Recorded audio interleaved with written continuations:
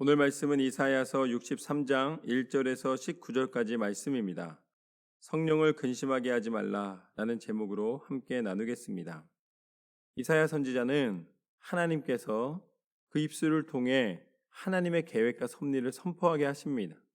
당장에 유다 나라에 있었던 일들을 이제 하나님의 지시사항을 말해주고, 그리고 또 그곳에서 하나님의 경고의 말씀을 주시지만, 그러나 당시 시대만을 이야기하지 않고 예수 그리스도께서 이 땅 가운데 오셔서 다스릴 하나님의 나라를 선포하는 데에 굉장히 하나님이 중요한 통로로 사용하십니다. 오늘 말씀의 시작을 보면 이렇습니다. 에돔에서 오는 이 누구며 붉은 옷을 입고 보스라에서 오는 이 누구냐? 그의 화려한 의복, 큰 능력으로 걷는 이가 누구냐? 그는 나이니 공의를 말하는 이요 구원하는 능력을 가진 이니라. 어찌하여 내 의복이 붉으며 내 옷이 포도즙 틀을 밟는 자 같으냐? 만민 가운데 나와 함께한 자가 없이 내가 홀로 포도즙 틀을 밟았는데, 내가 노함으로 말미암아 무리를 밟았고 분함으로 말미암아 짓밟았으므로 그들의 선혈이 내 옷에 튀어 내 의복을 다 더럽혔음이니, 이는 내 원수 갚는 날이 내 마음에 있고 내가 구속할 해가 왔으나 내가 본즉 도와주는 자도 없고 붙들어주는 자도 없으므로 이상하게 여겨 내 팔이 나를 구원하며 내 분이 나를 붙들어 스미니라. 이제 하나님께서 말씀하십니다. 하나님이 이 땅 가운데 오셔서 하나님의 계획과 섭리를 나타낼 것을 이야기하시는데, 이제 사람들은 여전히 모르는 거예요. 도대체 누구이냐? 누가 과연 이 땅 가운데서 우리를 구원할 수 있겠느냐라고 이야기하는 것이죠. 하나님은 하나님을 떠난 백성들에 대하여서 분노하십니다. 왜냐하면 하나님이 우리를 지으신 이유는 하나님의 사랑 가운데 우리가 선하고 또 하나님의 만들어주신 그 모든 것을 누리고 우리 가운데 있는 축복을 하나님께서는 이제 활용하여서 하나님의 사람들이 하나님의 은혜를 온전히 기쁨으로 누리기를 원하시기 때문입니다. 그런데 사단의 꿰매 빠져서 결국은 하나님을 떠나고, 그곳이 생명이 없는 곳인데 그곳이 생명을 유지할 수 있는 곳인 것처럼 어리석게 판단하고 살아가고 있는 사람들에 대하여서 하나님은 어떻게 보면은 너무나 마음 가운데 슬픔이 있으신 거예요. 이거는 아닌데. 그런데 사람이 슬프면 어떻게 됩니까? 사람이 슬플 때 하나님이 주신 감정이 느껴져요. 우리도 분노하잖아요. 내가 아무리 사랑을 하여 주어도, 내가 아무리 베풀어 주어도 여전히 불만을 갖고 여전히 딴 길을 가고 있는 사람을 보거나 자녀를 보거나 누군가를 볼 때에 마음 가운데 분노가 생기지 않습니까? 그런데 우리는 우리가 분노하는 것은 이해가 되는데 하나님의 분노는 이해를 못하는 거예요. 그것은 부당한 것처럼 여깁니다. 그러나 가만히 우리의 삶을 돌아보면 우리가 얼마나 하나님을 아프게 하며 살아가고 있는가, 하나님의 분노가 당연하다는 것을 이해하게 됩니다. 그리고 그 하나님 앞에 다시 한번 회개하고 돌아올 수밖에 없는 거예요. 6절 말씀부터 보면 내가 노함으로 말미암아 만민을 밟았으며 내가 분함으로 말미암아 그들을 취하게 하고 그들의 선혈이 땅에 쏟아지게 하였느니라. 내가 여호와께서 우리에게 베푸신 모든 자비와 그의 찬송을 말하며 그의 사랑을 따라 그의 많은 자비를 따라 이스라엘 집에 베푸신 큰 은총을 말하리라. 그가 말씀하시되 그들은 실로 나의 백성이요 거짓을 행하지 아니하는 자녀라 하시고 그들의 구원자가 되사 그들의 모든 환난에 동참하사 자기 앞에 사자로 하여금 그들을 구원하시며 그의 사랑과 그의 자비로 그들을 구원하시고 옛적 모든 날에 그들을 드시며 안으셨으나. 하나님은 끊임없이 우리를 회복시키시고 우리 가운데 하나님의 사랑을 나타내시기를 원하십니다. 내가 너를 창조한 이유는 내가 너를 사랑하기 때문이다. 그리고 내가 창조한 다음에 나 몰라라 하지 아니하고 너희에게 공급자가 되며 회복자가 되며 오늘 말씀처럼 내가 너희를 구원하는 구원자가 되기를 원하노라.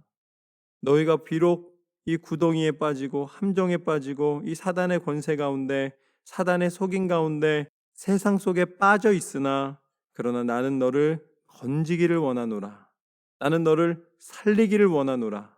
내가 너를 붙드노라. 내가 너와 함께하노라. 라고 하나님은 끊임없이 우리에 대한 사랑을 말씀하십니다. 그러나 10절 말씀처럼 그들이 반역하여 주의 성령을 근심하게 하였으므로 그가 돌이켜 그들의 대적이 되사 친히 그들을 치셨더니, 이제 결국은 그렇게 사랑하였음에도 불구하고 성령의 대적이 되었다. 그들의 영이 하나님을 떠나 죄악에 물들고 죄악을 더 즐거워하게 되었다는 것이죠. 아무리 불러도 대답이 없다는 거예요. 아무리 이야기하여도 돌아오지 않는다는 것입니다. 그것은 하나님을 모르는 것이 아니라 하나님을 무시하는 거예요. 왜냐하면 육신의 만족이 더 크다고 느껴지기 때문입니다. 하나님은 보이지 않으시니까 이 영적인 은혜는 믿음의 눈이 떠지지 않으면 가치를 발견할 수가 없습니다. 그래서 세상의 것하고 비교를 못하는 거예요. 세상의 것과 영적인 것은 비교가 되지 않습니다. 영역이 달라요.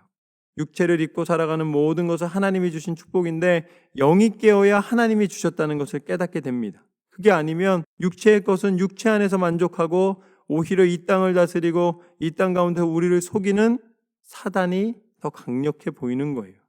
그것은 우리가 눈을 뜨지 못한, 지혜의 눈을 뜨지 못한 어리석음입니다. 하나님은 우리 가운데 하나님의 사랑을 알려주십니다. 15절 말씀부터 보면 이렇게 나와 있습니다. 주여 하늘에서 굽어 살피시며 주의 거룩하고 영화로운 처소에서 보옵소서. 주의 열성과 주의 능하신 행동이 이제 어디 있나이까? 주께서 베푸시던 간곡한 자비와 사랑이 내게 그쳤나이다. 주는 우리 아버지시라. 아브라함은 우리를 모르고 이스라엘은 우리를 인정하지 아니할지라도 여호와여 주는 우리의 아버지시라. 옛날부터 주의 이름을 우리의 구속자라 하셨거늘 여호와여 어찌하여 우리로 주의 길에서 떠나게 하시며 우리의 마음을 완고하게 하사 주를 경외하지 않게 하시나이까?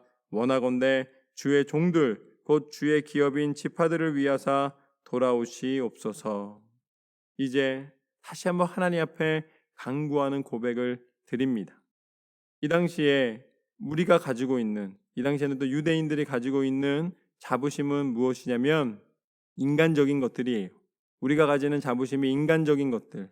그 당시에 아브라함의 자손이라는 것이 선민이라는, 하나님의 백성이라는, 그 광야를 지나 가나안 땅을 차지하게 되었다는 전설 같은 이야기들, 그런 이야기들이 더 하나님보다 더 의지하는 것이 되었다는 거예요. 그런데 문제는 아브라함은 그 자손을 통해 하나님이 하나님의 일을 이루시겠다고 약속을 받았지만 세월이 흐른 다음에 그들을 알지 못하는 거예요. 내가 아직 내 당장 태어난 자녀는 알지만 자녀의 자녀가 누가 될지, 또 그 자녀의 자녀의 자녀가 누가 될지, 그럼 한 3대나 4대만 넘어가면은 그 다음번부터는 알 수가 없는 거예요. 누가 태어날지, 어떤 일이 될지. 그럼 그들도 나를 기억할 수가 없는 거예요. 왜냐하면 본 적도 없고 들은 적도 없기 때문에. 증증조 할아버지 이름을 기억하는 사람이 몇이나 되겠습니까? 우리 집 아주 뼈대가 있다, 가문이 아주 튼튼하다 해도 몰라요. 그런데 오늘 말씀에서 그 이야기입니다. 비록 사람은 세대를 넘어가면 기억함이 없어진다는 거예요. 그래서 나한테 유익되는 것만 유지한다는 것입니다. 아브라함의 자손이라는 것이 선민이라는 표시였기 때문에 아브라함이 좋아서가 아니에요. 그냥 아브라함의 자손이라는 것이 하나의 구별된 자신들에게 혜택을 주는 이유이기 때문에 아브라함의 자손이라는 명분을 사용하는 거예요. 그러나 하나님은 아브라함 때도 계셨고 야곱 때도 계셨고 지금도 계시다라는 말씀입니다. 하나님은 살아계시사 시간과 공간과 모든 것을 다스리시고 초월하시는 전능자이시기 때문에 하나님은 변하지 않으신다는 거예요. 너희가 무엇을 붙잡고 있느냐? 세상의 자랑과 조건을 붙잡고 있느냐?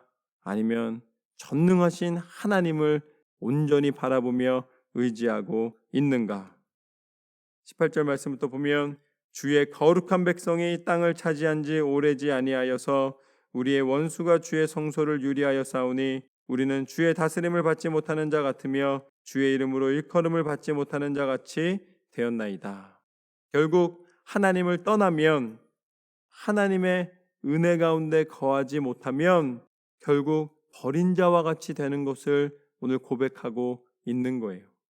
아무리 내가 강성하고 싶어도 하나님이 함께하지 않으시면 가능하지 않습니다. 하나님이 베풀어 주시는 은혜가 있어야지만 하나님의 약속을 받을 수 있고 하나님의 그 은혜 가운데 살아갈 수가 있는 거예요.